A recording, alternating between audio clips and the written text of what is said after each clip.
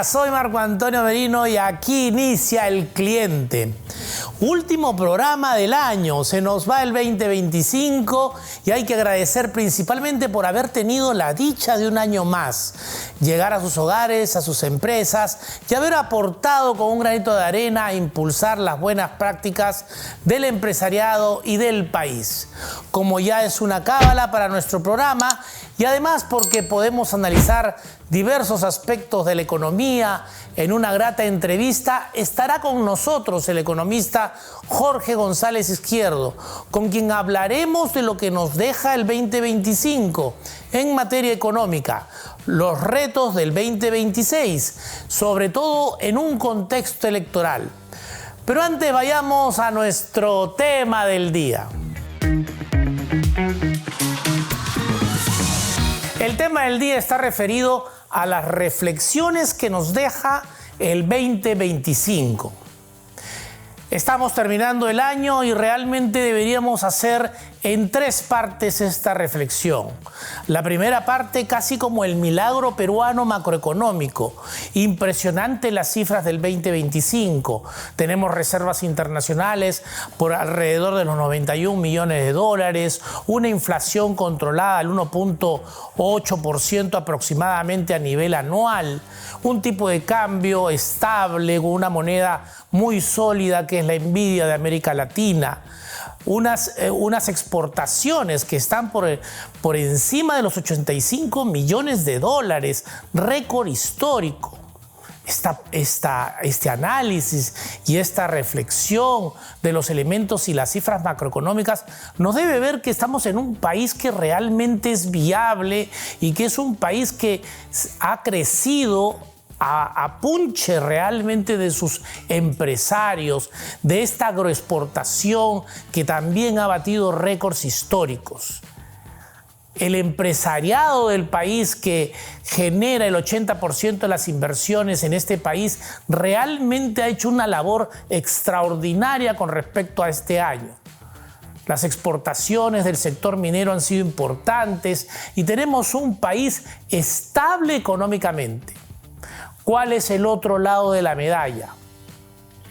Lamentablemente una institucionalidad complicada, realmente sin garantías, sin prestigio.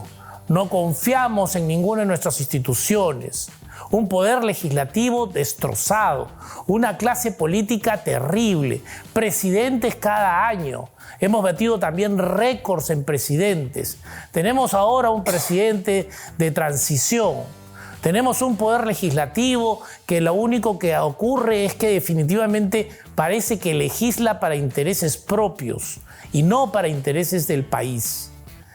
La institucionalidad está en cuidados intensivos. La policía, el Jurado Nacional de Elecciones, los ministerios, en general no hay mucho que decir como un elemento positivo del 2025.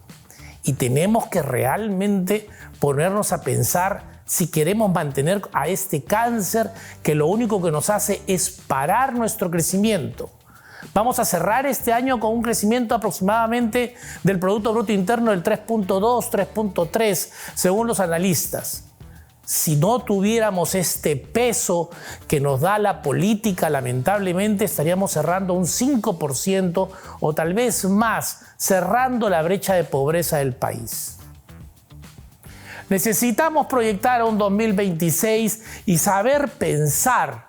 Decía un entrenador de fútbol, pensá, y saber pensar realmente qué queremos como país a nivel de autoridades. No podemos entregar a las autoridades y al país, no podemos entregar autoridades con muy bajo nivel de ética profesional, de moralidad, de que están pensando más en el partido, están pensando más en lo suyo.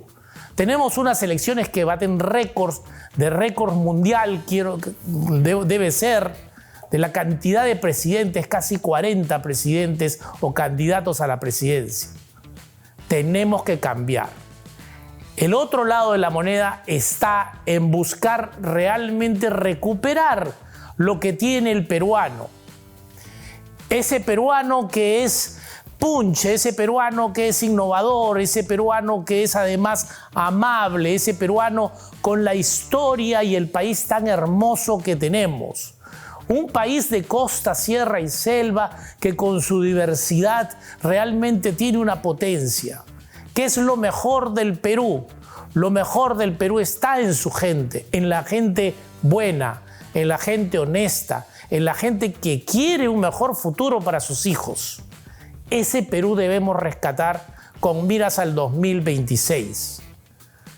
No tengamos realmente miedo en participar en donde estemos. Si estamos en un medio de comunicación, en el medio de comunicación, si estamos en nuestro trabajo, realmente en nuestro trabajo, si estamos manejando un auto, dando paso al peatón, respetando las reglas de tránsito, no yéndose en la viveza criolla, desterremos ese estigma de que hay que ser vivo y hay que meter el carro, hay que llegar primero. Busquemos realmente el bien común.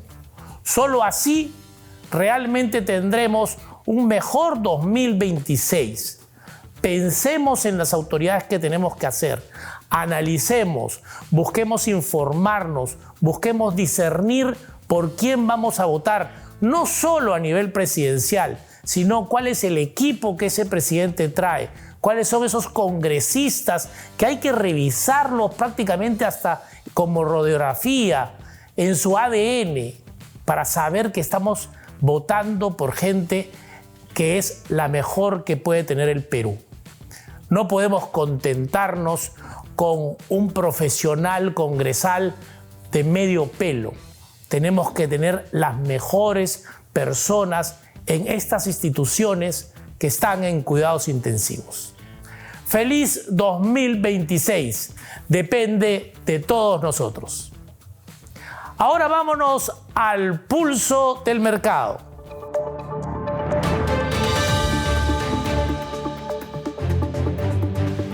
El pulso de mercado está referido a un estudio que acaba de salir así fresco sobre el poder de la publicidad y de la promoción en redes sociales, actitudes y percepciones.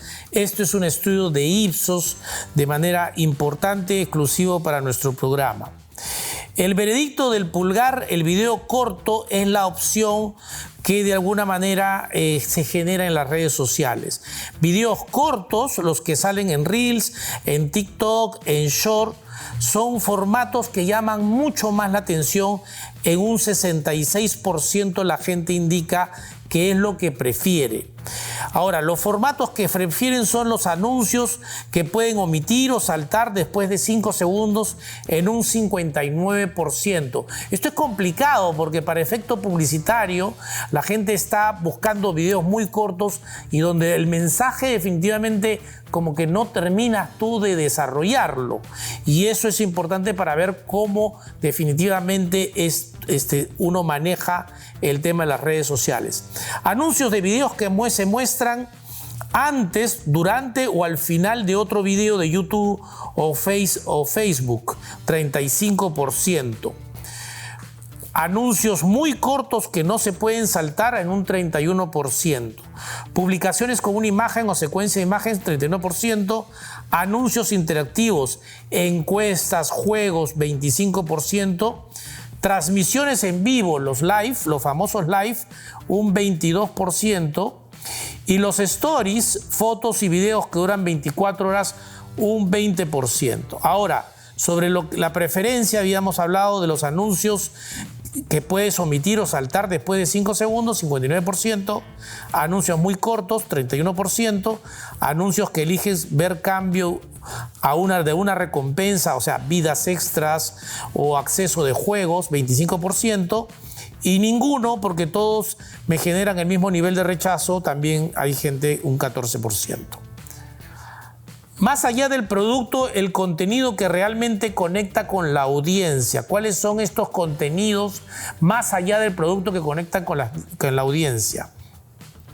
Las promociones y ofertas y descuentos, la gente lo prefiere en un 65%.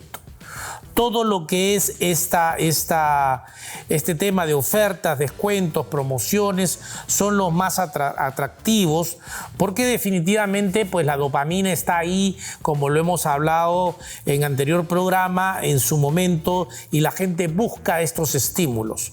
Tutoriales y guías prácticas, 45%. Lanzamiento y novedades en un 44%. Concursos, sorteos y retos en un 34%. Del ver al hacer, las palabras que impulsan la interacción. Frases atractivos para anunciar en las redes a nivel de un clic. Más información, 32%. Haz clic acá y obtén tu oferta, 31%. Si quieres ver más, haz clic o descubre más, 24%. Regístrate y suscríbete, 23%. Aplica tu cupón, 22%. Aguardar, 22%. Enviar el mensaje o contáctanos, 22%.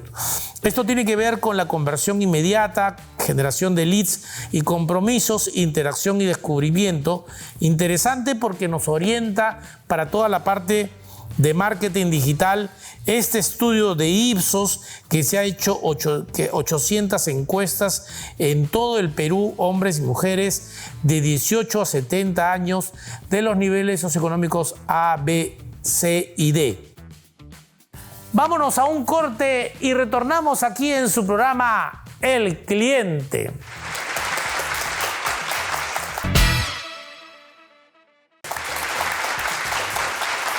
El día de hoy tenemos un invitado de lujo realmente, a Jorge González Izquierdo, economista, investigador, profesor universitario, exministro, pero sobre todo un gran peruano, a quien me complace tenerlo acá en el programa El Cliente nuevamente.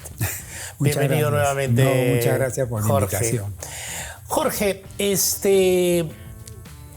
vamos a conversar como que en dos etapas o en dos partes. Decía la presidenta del CADE, María Isabel León, en el último CADE, que estamos sobrediagnosticados, ¿no? Que casi prácticamente la misma reunión de CADE ejecutivos y una serie de foros se analiza, se mira el diagnóstico, qué pasa, qué no pasa, por qué la economía a nivel macro va bien, pero a nivel micro no. Y tenemos casi como que al paciente sobrediagnosticado, sabemos que hay que operar, que hay que hacer quimio, el paciente sabemos qué hacer, pero no llegamos a salvar al paciente o a operar o a darle las medidas necesarias. ¿Tú cómo ves esta Yo veo así. definición? Toda economía, todo país se enfrenta a dos tipos de problemas. Uno son problemas de corto plazo, que como su nombre lo dice, corto plazo, tienen que dar solución así, ya. Y otros son problemas de largo plazo, que como su nombre lo dice, las soluciones van a tomar tiempo. Y de planificación también de largo plazo. Claro, en el largo plazo va a tomar tiempo en hacer efectos. Para que un país se preocupe de largo plazo, tiene que estar tranquilo en el corto plazo, porque si las aguas en el corto plazo están así, claro, no puedo pues preocuparme de largo plazo, tengo que aquietar las aguas. No sé si me voy a caer al hueco cuando así estoy manejando, tengo que estar en luz baja. Entonces tengo que, en el corto plazo lo tengo que estabilizar para poder preocuparme con el 100% de mis conocimientos, energía, etcétera, de largo plazo. De acuerdo. ¿Qué está pasando hoy día en el Perú? Hoy, que estamos terminando el año 2025. Yo creo que el Perú hoy día, y ya viene de tiempo atrás, no solamente hoy, pero estamos hablando de hoy día, el corto plazo lo tiene más o menos manejado, estable, se le llama estabilidad macroeconómica. Y todos dirán, oye, González Izquierdo, ¿y por qué tú dices estabilidad macroeconómica? ¿Por qué te tengo que creer? ¿No? Porque tú lo dices. No. Por los indicadores. Normalmente hay que fijarse por lo menos en 3 indicadores. 3. ¿Cuáles son? Los siguientes. Primero, ¿tengo o no tengo un problema de inflación? No lo tengo. El Perú no tiene ya, desde el año 2024, no tiene un problema de inflación. La inflación está en el rango de lo que se considera normal para el Perú. De los más bajos de América Latina. Está entre, sí, es 1.3, 1.4. Segundo indicador que tengo que mirar, cómo va el empleo o el desempleo. Y ahí yo me fijo mucho en lo que el INEI saca como empleo adecuado. Exacto, eso es importante. Y en los últimos 12 meses de octubre para atrás, el empleo adecuado en el Perú a nivel nacional, urbano, ha crecido alrededor de 5%. Es un crecimiento bastante respetable. O sea, por el lado del empleo adecuado, que es lo que estamos buscando como a pesar sociedad, de la informalidad que tenemos. a pesar de la informalidad, 5% anual. Muy bien. Y el tercer indicador que tengo que mirar es la situación fiscal. ¿Cómo estamos en la situación fiscal? Y para que me entiendan, yo les voy a poner este ejemplito. En el semáforo tenemos luz roja, luz ámbar, luz verde. Que son como las reglas. Así es. El Perú en situación fiscal hoy está en luz ámbar, no está en luz roja, pero tampoco está en luz verde. Claro. Y va a depender de nosotros si esta luz ámbar se va para rojo o se va para verde. Y ahí la responsabilidad fundamental le cae primero al Congreso y segundo al Ejecutivo. El Congreso que se deje de estar fomentando directa o indirectamente mayor gasto, mayor gasto, mayor gasto, sin hacer los análisis rigurosos correspondientes. Y el Ejecutivo también. Claro. Entonces, la responsabilidad en primer lugar del Congreso y en segundo lugar del Ejecutivo es que esta luz ámbar baje a verde. Pero hoy día no tenemos un problema serio de sostenibilidad fiscal. Entonces, esos tres indicadores a mí me llevan a decir, no tenemos problema de inflación, el empleo adecuado está creciendo a una tasa bastante razonable y no tenemos un problema de sostenibilidad fiscal. Y nuestra moneda está bastante sólida dentro de todo. La inflación está en 1.3, Claro. 1.4. Y también el tipo de cambio, ¿no?, aunque está bajando, registrado una caída de 10% a lo largo del año. Entonces, ¿eso qué conclusión me lleva? La gente dirá, oye, ¿qué conclusión vas a sacar? Que hay estabilidad macro de corto plazo. Eso va a permitir que el otro gobierno, el que viene, ojalá este gobierno se lo entregue así, reciba el país, la economía, con con mejores esta estabilidad de macroeconómica y comience a preocuparse fundamentalmente de dos cosas. Primero, seguir manteniendo la estabilidad macro, ¿no? Pero principalmente preocuparse de los problemas de largo plazo. Ahí cae en lo que tú estás diciendo. Claro. El problema de la pobreza fuerte que tenemos, de la extrema pobreza fuerte que tenemos, de la falta de oportunidades, de la distribución del ingreso que todavía es muy desigual, de la riqueza peor, etc.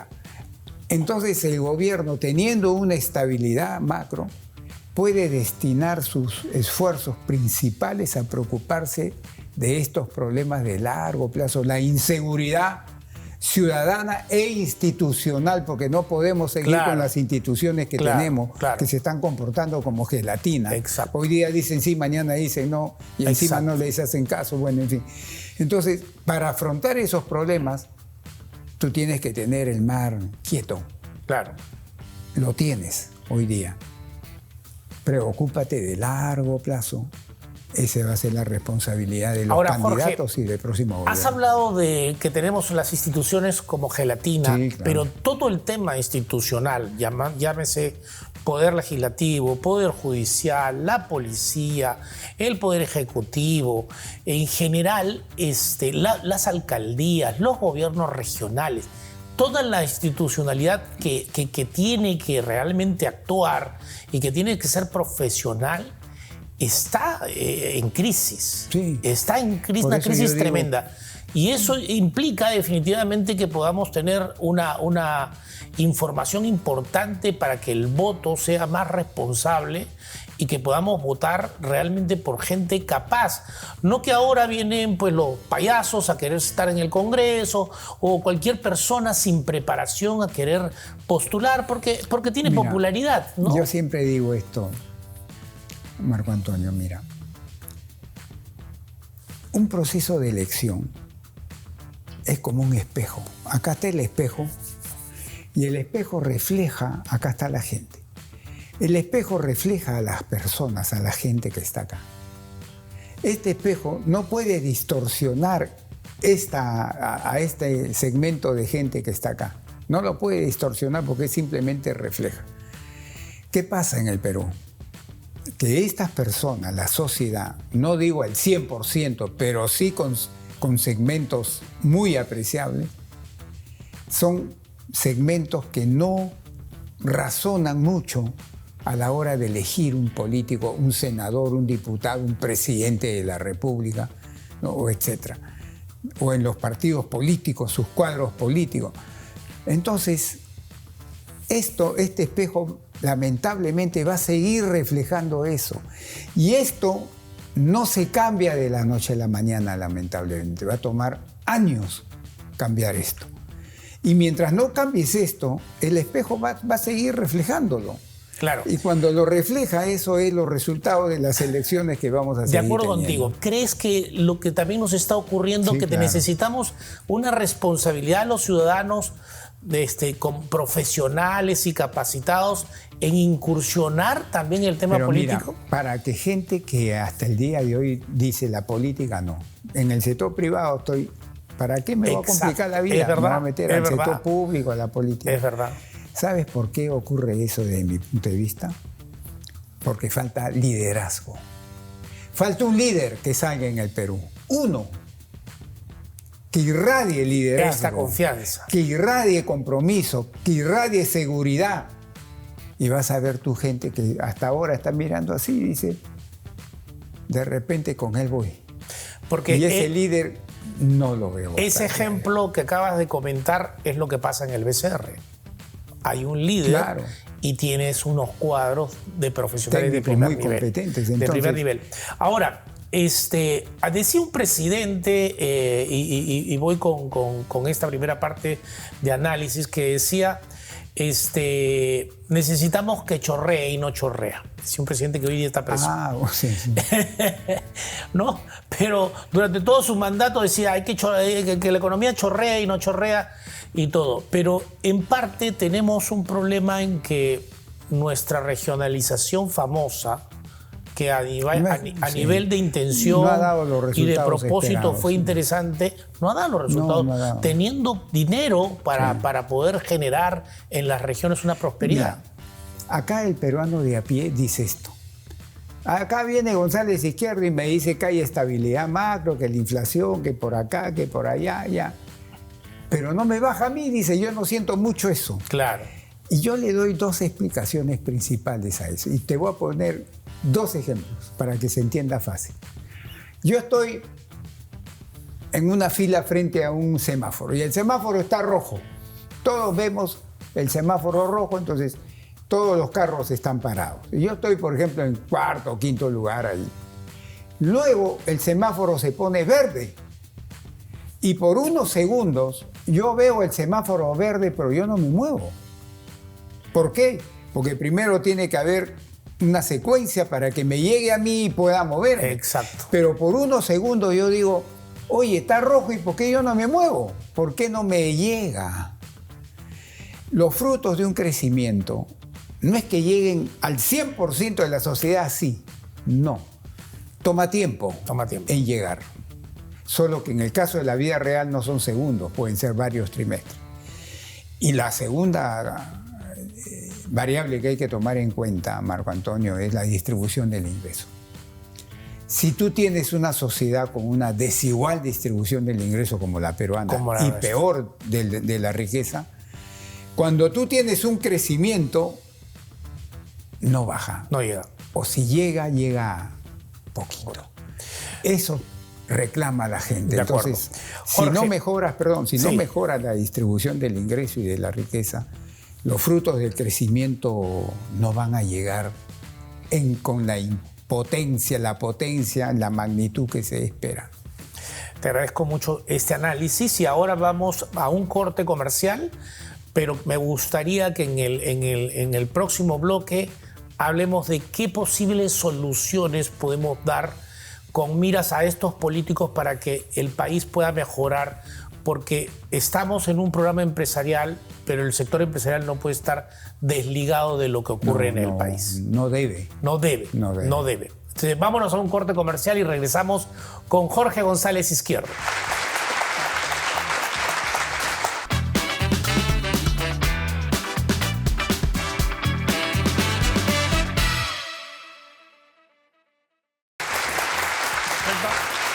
Retornamos en esta interesante entrevista con Jorge González Izquierdo, que nos está explicando de una manera bastante didáctica qué es lo que nos está pasando en el país en materia económica y social. Jorge, ¿qué hacer? Yo estuve revisando algunos casos de fuera del Perú y decía justamente, se debería crear, no sé qué piensas tú, una agencia nacional de gestión de inversiones, tanto regionales como municipales, autónoma, muy parecida al BCR, en la que tenga pues la visión de estandarizar proyectos, que tenga técnicos, que tenga cosas y que sirva para poder mejorar todo el tema de inversión, tanto en las regiones como en las alcaldías, que ahora van a tener más recursos aún. ¿Tú qué piensas de una alternativa así? Mira, a ver.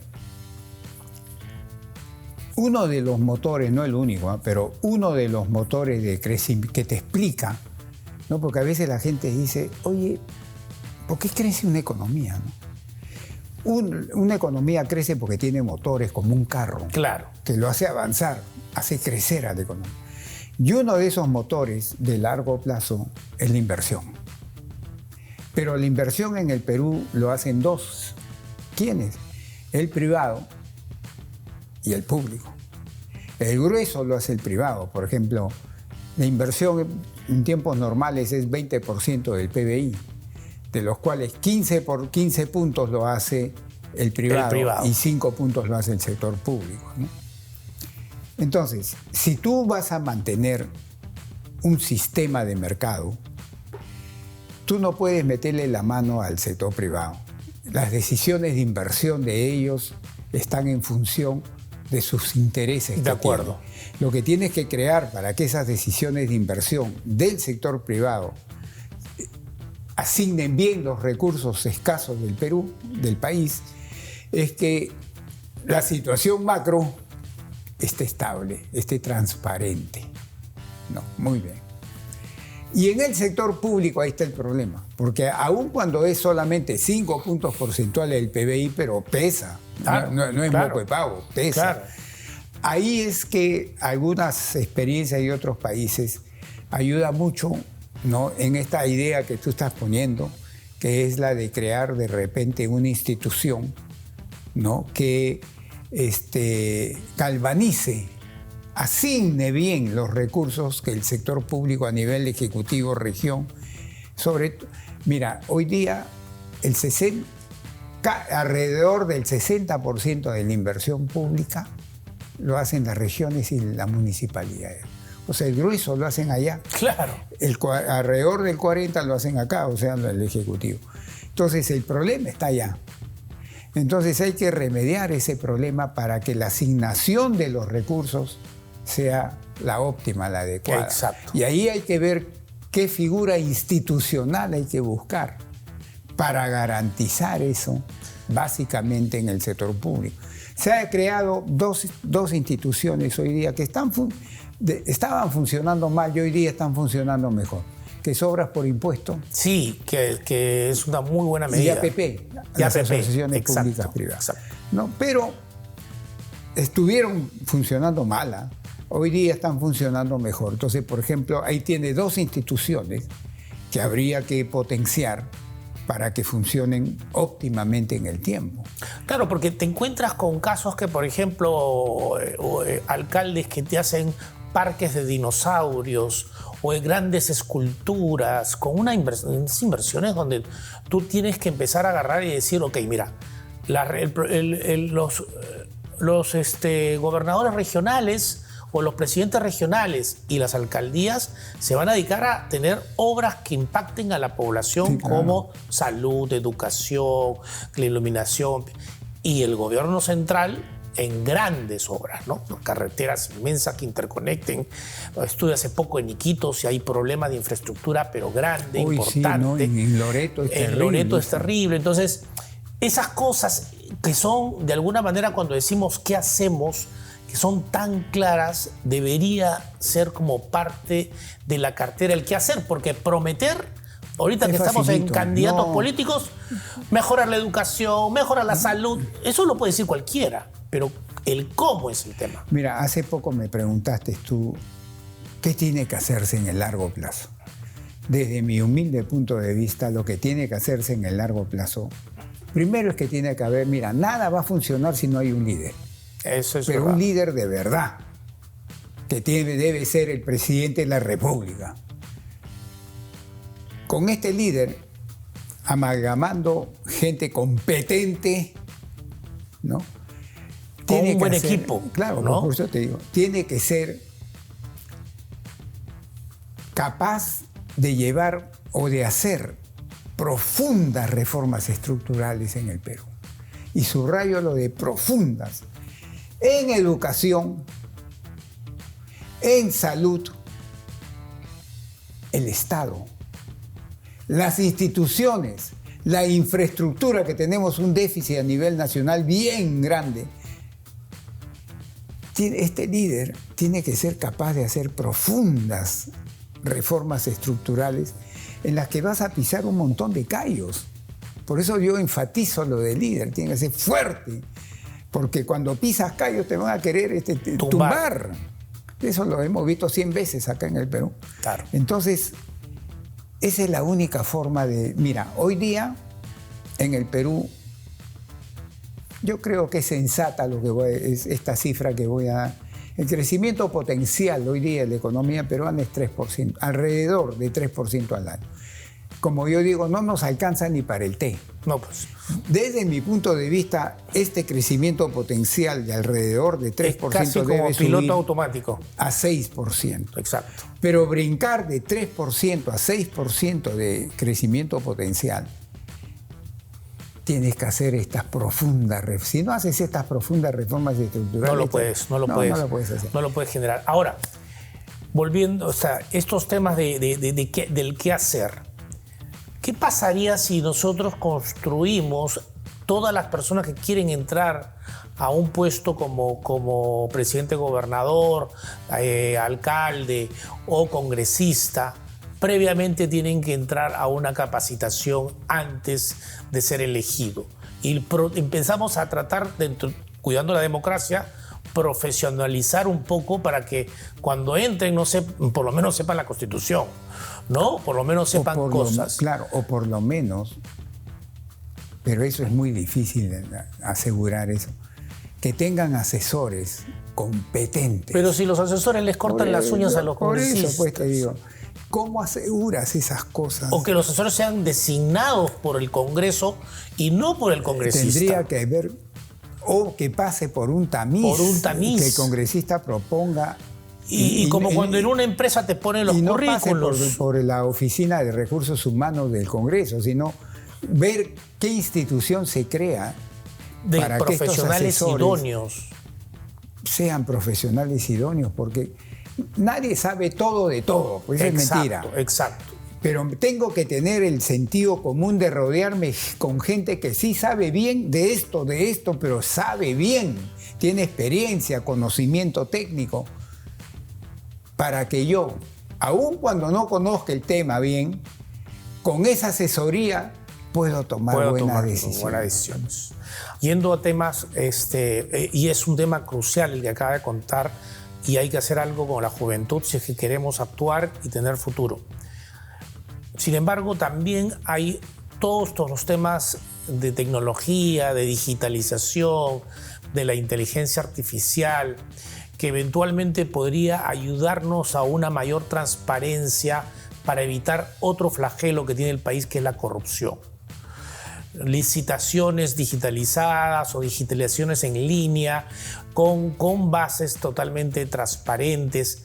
La corrupción no nos deja avanzar y prácticamente hemos hecho metástasis en este paciente en la que casi como que nos hemos dado por vencido de que el común denominador es corromper a un alcalde, corromper a un municipio, corromper a un policía.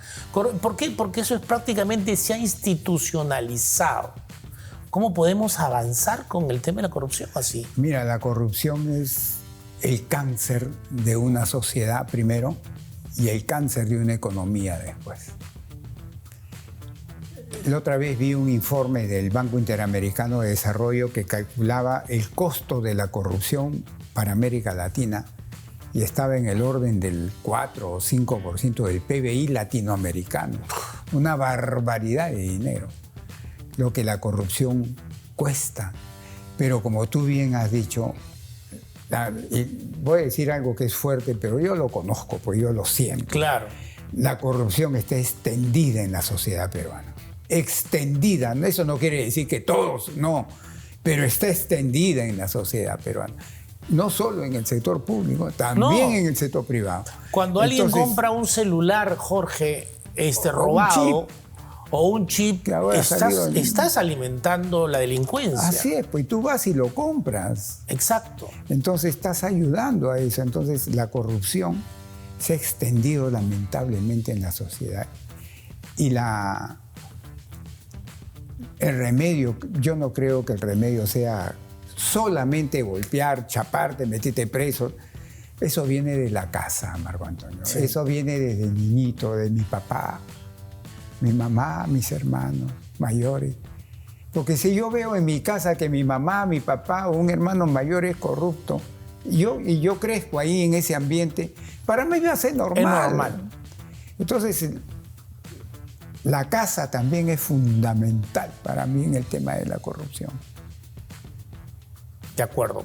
Ahora, contigo nos queda corto el tiempo, pero no quería dejar de hablar de algo que también tiene que ver con tu opinión de si esto debería mantenerse así o no, y es todo el tema de la ilegalidad. Todo el tema que tiene que ver con las empresas informales en el país, que es de un 70% aproximadamente. Todo lo que de alguna manera no se quiere ampliar la base tributaria, no hay decisión para ampliar la base tributaria. Si yo soy informal y tengo unas ventajas, ¿cómo le doy a ese informal otras ventajas que pesen más que la ventaja de ser informal para que mañana más tarde pueda entrar a la formalidad, pero con apoyo, con ayuda, para que en varios años después esta pyme o esta MIPE pueda mejorar? Me comentaba en su momento el expresidente de la CONFIEP, Bustamante, y me decía, pero Marco Antonio, más del 98% de las empresas en el país son MIPES y pymes. Claro, pero el problema es que si yo quiero crecer, no me conviene, entonces creo otra MIPE. Y si yo quiero volver a crecer, no me conviene y vuelvo a crecer. Esa es corrupción, porque estás evadiendo impuestos. Y eso es conocido por todos, pero no hay un planteamiento de mejora, tanto para este recurso que normalmente se estila, y también para la parte informal. ¿Qué hacer en este caso? Mira, es bien complejo. Mira, Marco Antonio, todo el mundo, nosotros sabemos, por ejemplo, que en Lima, ¿dónde se venden los chicos bambeados? ¿Dónde se venden los celulares robados? ¿Dónde se venden las autopartes que han robado de un carro? Lo sabemos. Los privados. Lo sabemos. La policía tiene que saber, también las autoridades lo saben, pero de cajón. Pero no hacemos la cosa. Y no hacen nada. No hacemos. O va un político, un alcalde, un ministro, va... Para la foto. Con cámaras atrás y dicen, ya está. Y de verdad, en ese momento votan gente, ya. Pasan 3 meses, 4 meses y vuelve a lo mismo. Entonces, yo digo, si las autoridades saben lo que yo sé, ¿por qué no se actúa para extirpar eso? Porque regresan al mismo sitio, se van un poquito más allá, a los 3, 4, 5 meses. Claro. Y eso lo saben. Acá en Lima se sabe dónde te venden las cosas robadas, pues. Claro que lo sabemos. Ahí están, tú vas, un sábado vas. Y las autoridades lo saben. Sí, pues, es verdad. Jorge, como siempre es un placer estar contigo. ¿Cómo te sientes, solo la última pregunta, con respecto al 2026? ¿Crees en un optimismo? ¿Es un año preelectoral? ¿Es un año complicado? Yo creo que el 2026, de no pasar algo traumático, tipo señor Pedro Castillo, ¿no? De no pasar algo traumático, va a ser algo similar al 2025. Este año desde mi punto de vista, vamos a crecer 3.2, 3.3. Creo que el año que viene vamos a estar con un crecimiento por ahí, quizás un poco menos, pero por ahí vamos a estar. Si no pasa nada traumático, la estabilidad macroeconómica va a seguir hasta el 28 de julio, que se entrega el nuevo gobierno. Algo similar a esto. De acuerdo. A este de año. acuerdo. Ese es mi punto de acuerdo. vista. Jorge, te agradezco mucho de haber estado acá en El Cliente y espero tenerte, como siempre, en una próxima oportunidad. En el próximo año. En el próximo año. Gracias. No, gracias. Muchas gracias. Ustedes, bendiciones. Y en la siguiente nota conoceremos a los ganadores del premio de la Cámara de Comercio de Lima, Ramón Remolina Serrano, un galardón anual de periodismo que reconoce trabajos que aborden temas económicos y su impacto social, como la inseguridad ciudadana, las economías ilegales y la transparencia, premiando a periodistas de diversos medios. Veamos la nota.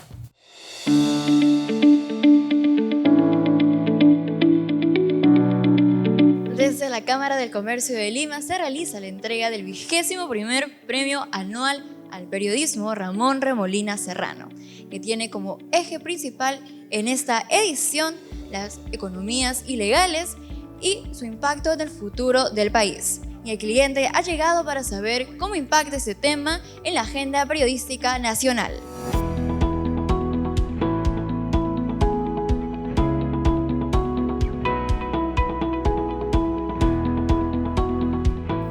De la Cámara de Comercio de Lima, ¿qué buscan impulsar con este premio? Profundizar e investigar un tema tan complejo y tan delicado y de tanto riesgo, ¿no? Entonces eso ha demostrado la valentía que tienen los periodistas en poder investigar estos temas para ponerlos en vitrina y dar a luz y que la gente sepa lo que estamos viviendo, lo que se viene desarrollando y el gran impacto negativo que estas economías originan al desarrollo del país.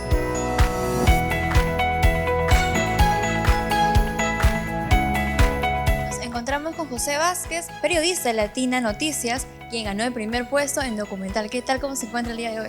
Emocionado por este reconocimiento a un trabajo, porque hemos estado, por ejemplo, en La Pampa, hemos estado en La Rinconada, hemos estado en Patás, hemos estado en el Corredor Minero Sur, hemos estado también en lo que viene a ser el Cenepa y en el río Nanay, en Iquitos, que son lugares que están tomados lamentablemente por la minería ilegal y donde hay mucha delincuencia y criminalidad. Así que emocionado por ese reconocimiento y por lo que hemos transmitido en este documental. ¿Cuál fue el hallazgo más sorprendente que tuvo? Este documental tiene un corte, digamos, de denuncia y de exposición sobre esta ilícita actividad, pero también tiene un ámbito medio científico de tratar de explicar por qué están ocurriendo estas cosas y por qué son dañinas para la salud de las personas, de la naturaleza en sí. Y, por ejemplo, algo que a mí particularmente me resultó muy significativo es cómo el mercurio que se utiliza en la minería ilegal en Puerto Maldonado y en otras zonas termina afectando a algo que parece insignificante pero que es trascendental en la vida que conocemos, es decir, los insectos. Eso afecta la forma en la que viven los insectos. Entonces puede generar una muerte temprana de estos insectos. Y estos insectos que parecen seres insignificantes son muy importantes para sostener los bosques, por ejemplo, de donde se genera el agua, de donde se genera el oxígeno que terminamos respirando en zonas tan lejanas como en Lima o en el resto del planeta. Entonces, para mí ese fue un hallazgo muy importante, que es una investigación que incluso está en curso.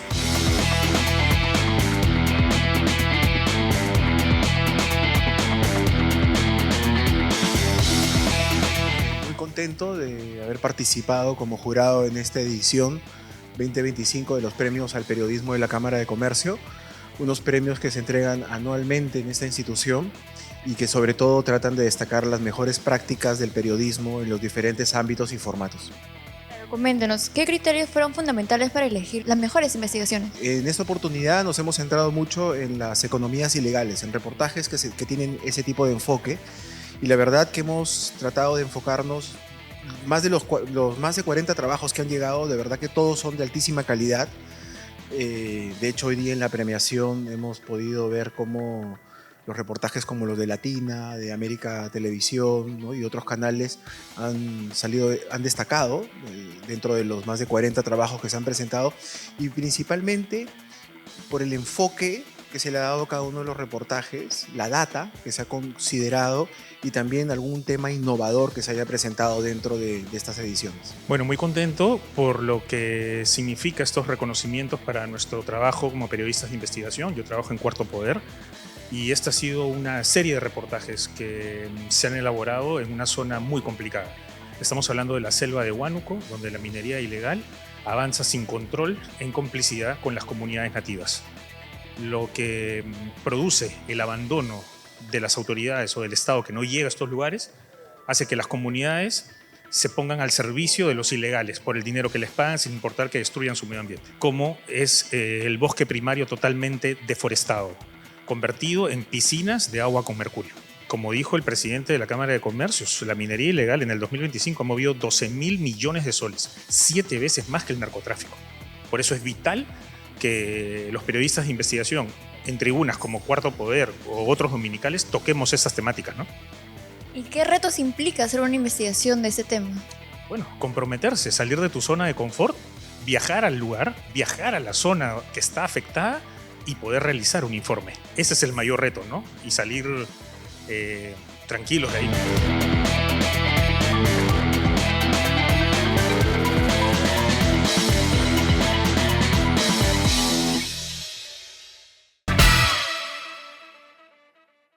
Se nos acabó el tiempo. No quiero terminar el programa sin antes recomendar un libro ya a vísperas prácticamente del próximo año, que es interesante, muy interesante, que se llama Liderazgo Creativo hacia el logro de la excelencia personal, de Alfonso López Quintás, ¿no? Este libro se los recomiendo, realmente es interesante y creo que de alguna forma nos mira el tema que tiene que ver con la excelencia personal, pensando en que cada nuevo año es una oportunidad para poder mejorar. Nos vemos el próximo sábado a las 7 de la noche aquí en Canal N, con repetición los domingos a las 11 de la mañana y 11 de la noche en su programa empresarial El Cliente.